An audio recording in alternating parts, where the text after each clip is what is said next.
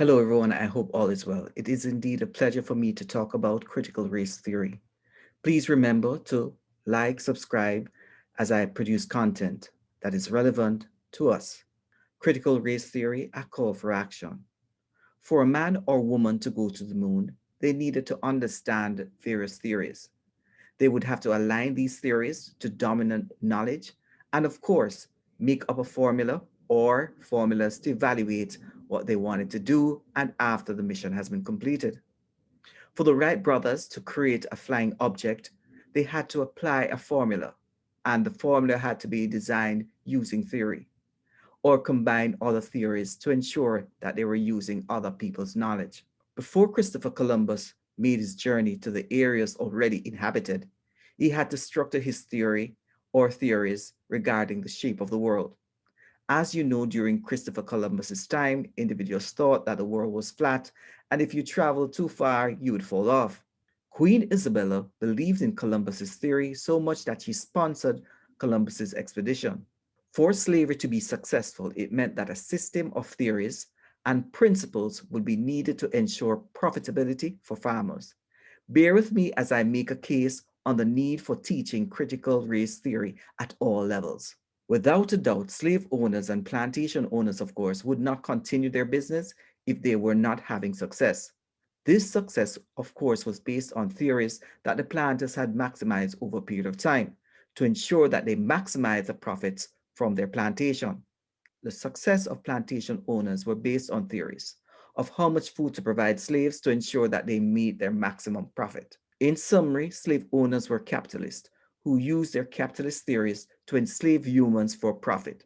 Slave owners used their theories and their perspective on capitalism to control slaves using religion and other means. In summary, collectively, slave owners operated using various principles to ensure that their livestock was productive and that maximum profit was their aim. According to various documents that I have explored, it highlights that plantation owners use theories and their own perspectives to maximize their profit throughout the hundreds of years of slavery. On reflection, the institution of slavery was created and sustained using inhumane theories. Plantation owners used their collective knowledge and learned knowledge to structure a system of injustice that has remnants even today. Early wealth gained in the United States was gained by the deployment of theories aimed at maximizing profits at the expense of one race. Therefore, if theories were used to enslave a set of people, why can't we use opposing theories to explain how it is possible that after 400 years, there's still a lack of duty of care for people of color, or why there are still barriers that prevent one particular set of people from attaining their full potential? The reality is that race has shaped United States of America's system of education, healthcare, social justice, and economic structure. In order to understand our present context of oppression on segments of our population, we must use a theory or theories to explain and bring to light our current system of injustice. Within the context, we must use a theory because, of course, the plantation owners used the theory to establish this dominant structure. Hence, we need critical race theory. According to one academic, critical race theory seeks to change the power imbalance between the law and the racial power. The term was born in an attempt to understand why the civil rights movement had stalled. Critical race theory transcends race and offers a new way of seeing the world that helps people to understand the complex relationship between race, class, gender, sexuality, and other aspects of life. Intellectual scholars formed a movement in the 1960s and early 70s to respond to the need to examine the relationship between the traditional marginalized populations, such as African Americans, Latinos, women, and people of color. In England, not many people have heard about critical race theory. However, this concept is very important as it relates to race and race relation.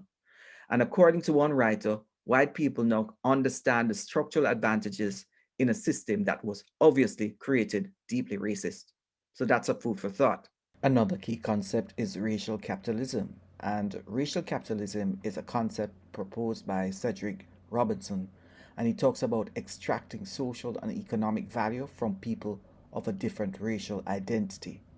And you can see that happening during the time of slavery. So, therefore, the extraction of social and cultural identity of one race at the expense of the other. So, what's the big deal about the rejection of critical race theory by many individuals? Two misleading discourses affecting critical race theory are that critical race theory is the indoctrination of people, and of course, that critical race theory teaches people to be unpatriotic. And most recently, one political leader stated that critical race theory teaches people to hate. This is far from the truth or reality. Any attempts to stop the teaching of critical race theory can be seen as a strategy employed to hide historical facts and existing social and cultural issues. My thought is that if we attack critical race theory as it relates to curriculum development and design, it is in fact censorship of the curriculum.